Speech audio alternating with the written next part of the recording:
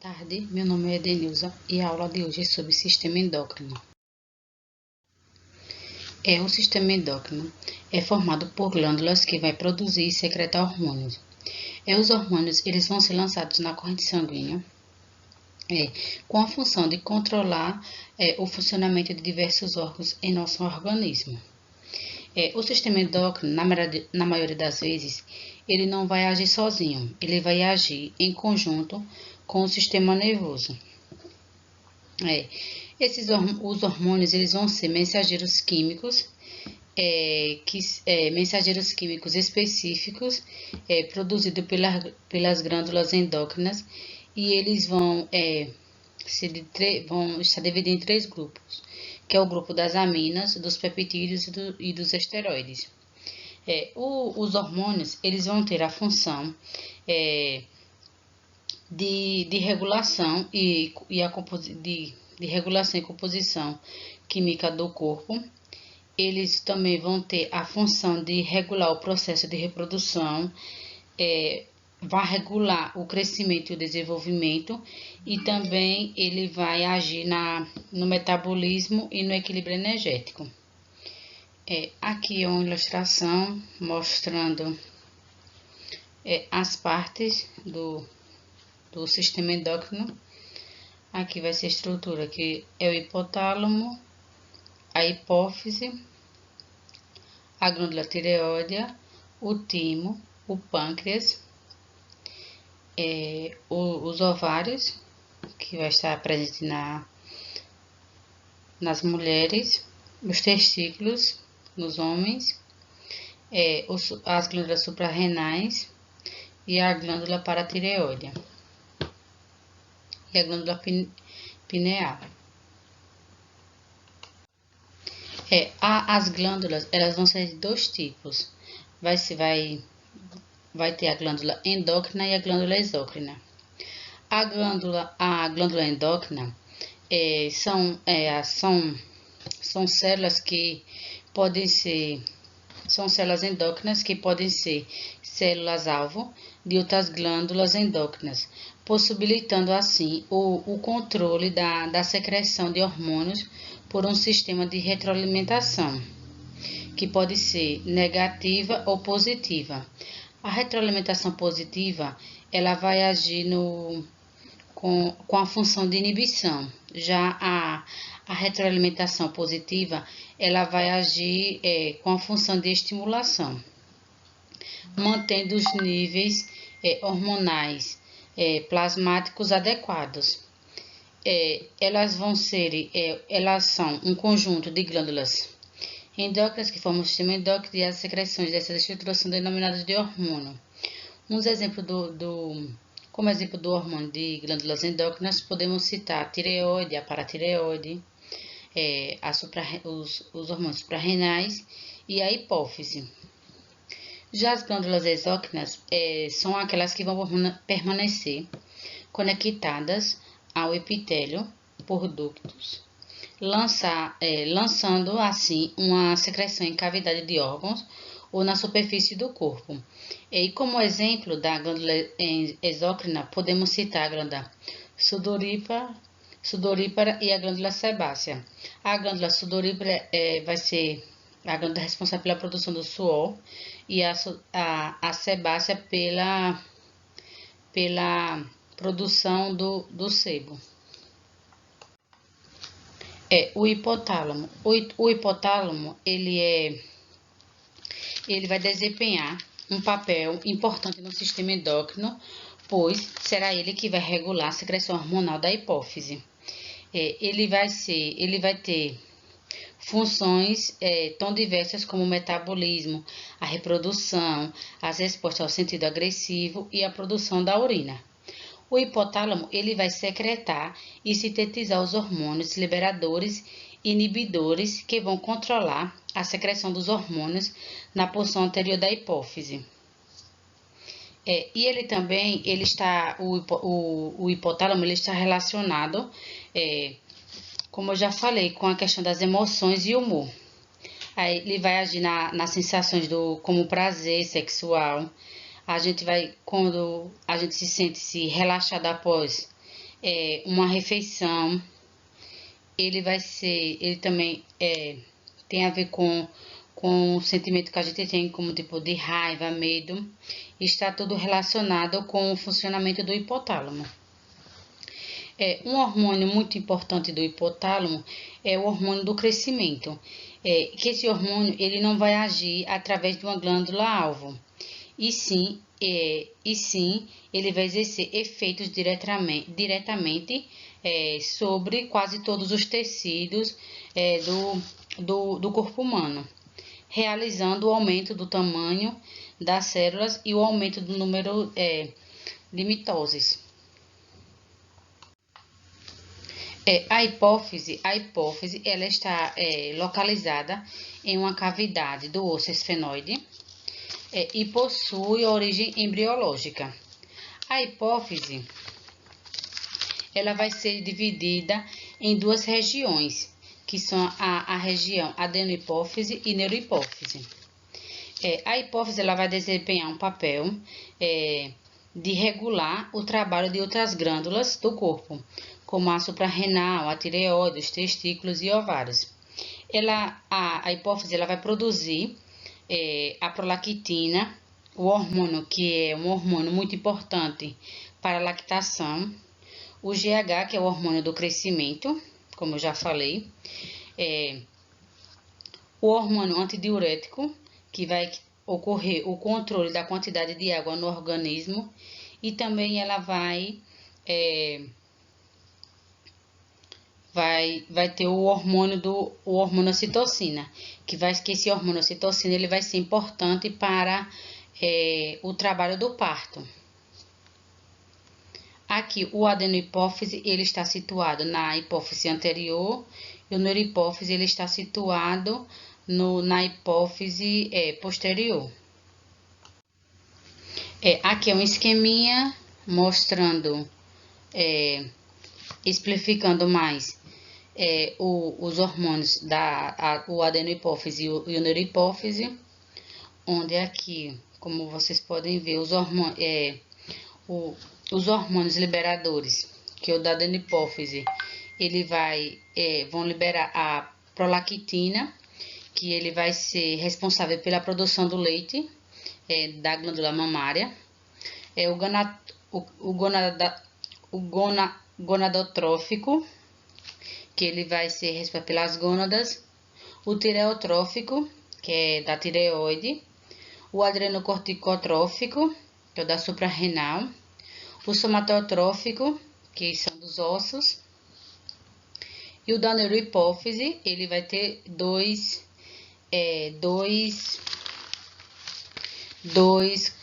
hormônios, que é o hormônio da ocitocina,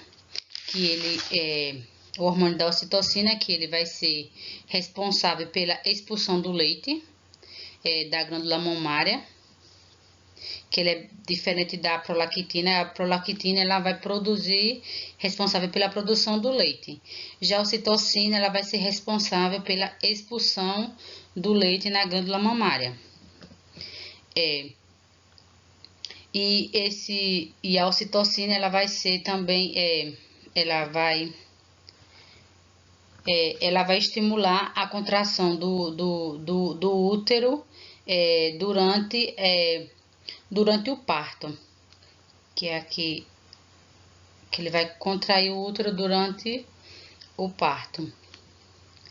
E também temos o hormônio antidiurético, que ele vai ser ligado ao nefro, que vai controlar a eliminação da água pelos rins.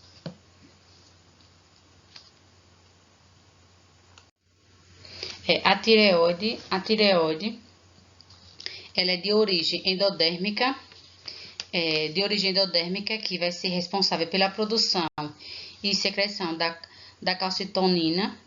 É um hormônio muito importante no metabolismo do cálcio e dos hormônios estimulantes do metabolismo em geral. Ela vai ter duas disfunções hormonais, que é o hipotireoidismo e o hipertireoidismo. Essa tireoide ela vai ser revestida por uma cápsula de tecido conjuntivo denso e ela vai ser constituída pelos folículos tireoidianos, cúbicos, sim, pelos folículos tireoidianos, cuja parede ela vai ser constituída de células epiteliais, de células de epitélio e denominadas tireócitos. Essas células elas vão secretar no interior dos folículos uma substância denominada coloide. O hipotireoidismo ele vai ter quando ele vai, como é que se diz? Ele vai ocorrer quando o hormônio da tireoide ele é produzido em quantidade insuficiente. Ele vai ser produzido em quantidade insuficiente. Aí ele vai agir e vai apresentar os sintomas como cabelo seco, irritabilidade, cansaço, pele seca e áspera. Já o hormônio hipertireoidismo, ele vai se dar com aumento do nível dos hormônios, podendo ser a causa de algumas doenças, como osteoporose e algumas doenças cardíacas. Como é que se diz? Os sintomas do hipertireoidismo seria a perda de peso, olhos salientes, suores e pescoço inchado. Que aqui, ó, como vocês mostram aqui, ó, no hipotireoidismo, a tireoide ela vai ser diminuída. Já no hipertireoidismo, ela vai ser uma tireoide aumentada. O paratireoide ele vai ser composto por 4 pequenas glândulas situadas na parte superior, situada na face posterior da tireoide. E geralmente ele vai estar dentro da cápsula, que vai ser revestida por lobos da mesma, e a tireoide é constituída por células oxifilas e paratormônios. O paratireoide são estruturas que vão secretar os hormônios.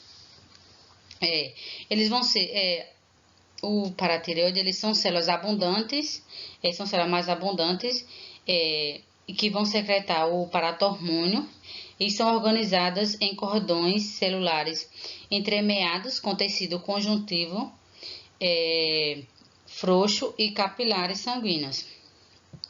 As oxifilas, elas vão ser células maiores com a função desconhecida.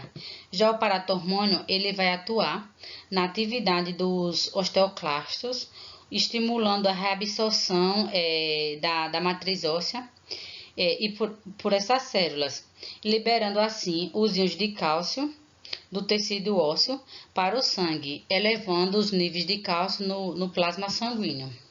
Aqui é um esqueminha mostrando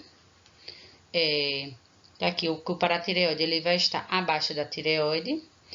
O hormônio da paratireoide ele vai atuar na atividade do osteoclasto, que ele vai estimular o cálcio, a reabsorção do cálcio nos ossos.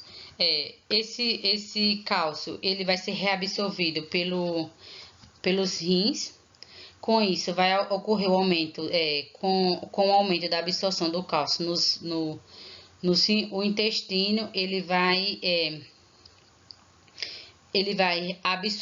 vai ocorrer o aumento da absorção do cálcio no intestino devido à ativação da vitamina D.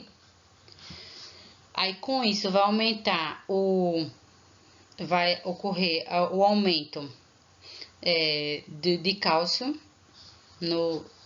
de cálcio sanguíneo. Com isso, vai ocorrer a retroalimentação negativa.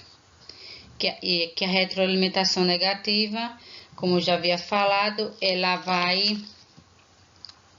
a retroalimentação negativa, ela vai ter a função de inibir o cálcio. Com isso, o nível de cálcio na corrente sanguínea, ele vai baixar.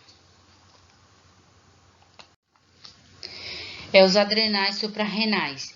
Os adrenais, eles estão situados cranialmente sobre sobre o rim, como mostra aqui. As glândulas adrenais, elas são envolvidas por uma cápsula de tecido conjuntivo e está dividida em duas camadas, no córtex e na medula.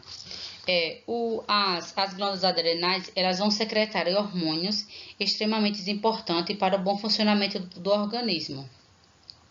O córtex ele é dividido em 3 zonas funcionais, que vão produzir hormônios diferentes, que vai ser a zona glomerulosa, a zona fasciculada e a zona reticulada. A zona glomerulosa, ela vai liberar a aldosterona. Já a glândula fasciculada, ela vai sintetizar o cortisol. E a zona reticulada, ela vai excretar os hormônios sexuais. Já a medula, ela vai ser uma estrutura que vai sintetizar e secretar catecolaminas, especialmente a adrenalina e noradrenalina.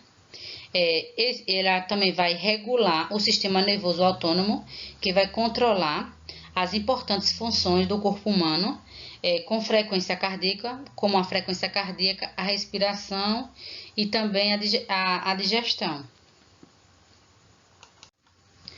Os ovários e testículos são estruturas reprodutivas, são uma das estruturas reprodutivas, onde os ovários, eles são uma estrutura reprodutiva do órgão feminino, e os testículos é uma estrutura do órgão masculino. E eles vão ter a função da produção de gametas. Os testículos, ele vai produzir a testosterona, que é o hormônio sexual masculino, e o ovário, ele vai produzir a progesterona e o estrogênio, que é o hormônio sexual feminino. O pâncreas, ele vai ser uma glândula que vai fazer parte do sistema digestivo e endócrino. O pâncreas, o pâncreas, ele está localizado no abdômen, no anexo do duodeno, e ele é uma glândula mista, que vai ser tanto exócrina como endócrina. E em termos de classificação funcional do epitélio glandular, a maior parte da glândula do pâncreas, ela vai produzir uma secreção exócrina, que é o suco pancreático, com uma mistura de enzimas digestivas, que elas vão ser secretadas pelo ácido serrosos. E essa glândula também ela vai ser responsável pela produção de hormônios, como por exemplo o hormônio da insulina, o hormônio da somatostatina e do glucagon. Aqui é uma ilustração onde vai ocorrer os níveis o alto nível de açúcar, o aumento e a diminuição do nível de açúcar no sangue. Aqui ó, o açúcar vai estar em alto nível no sangue. Com isso ele vai promover a liberação da insulina no pâncreas. O pâncreas, o hormônio glucagon, ele vai estimular a quebra do glicogênio no fígado. Com isso vai ocorrer o aumento o aumento do açúcar no sangue, que aqui é onde vai começar o sangue vai ter com alto nível de açúcar. E aqui também no pâncreas vai ocorrer também a ação da insulina, que ela vai estimular a formação de glicogênio, e levando ela para o fígado. E também ela vai estimular a retirada da glicose do sangue e das células dos tecidos muscular, renal e adiposo. Com isso, vai ocorrer a diminuição do açúcar no sangue. E o açúcar baixo, ele vai promover a liberação do glucagon no pâncreas. Os diabetes mellitus, ele está relacionado com o alto índice de insulina no sangue, como havia falado lá no slide anterior, que o alto nível de insulina, o aumento e a diminuição do nível de insulina no sangue. O diabetes mellitus, ele vai estar relacionado com o nível de insulina, e o diabetes mellitus, ele é dado, o nome é dado a um grupo de doenças que vão cursar como uma dificuldade do organismo de manter o controle dos níveis de glicose no sangue, mantendo sempre acima do normal. O diabetes, ele vai surgir pela falta de produção da insulina ou por uma incapacidade das células de reconhecer a presença dessa insulina no sangue. O diabetes mellitus, ele é dividido em dois tipos de diabetes. O diabetes do tipo 1 e o diabetes do tipo 2. O diabetes do tipo 1, ele vai depender da insulina, porque o pâncreas, para produzir a insulina, ele o pâncreas, para produzir insulina por morte das células beta, vai ocorrer a morte das células beta. Já no diabetes do tipo 2, ele não vai ser dependente da insulina. Esta vai ser provocada por defeito. O diabetes do tipo 2, ela vai ser provocada pelo defeito, ou diminuição dos receptores de insulina na célula. Os sintomas que temos quando se tem os diabetes mellitus, dados pela perda de visão, pela fome excessiva, sede excessiva, perda de peso e também a desidratação. E umas consequências dessa doença seria perda da visão, ulcerações na pele e problemas cardíacos e renais. Que com isso, com o nível de diabetes ou alto ou baixo, podemos ocorrer essas consequências.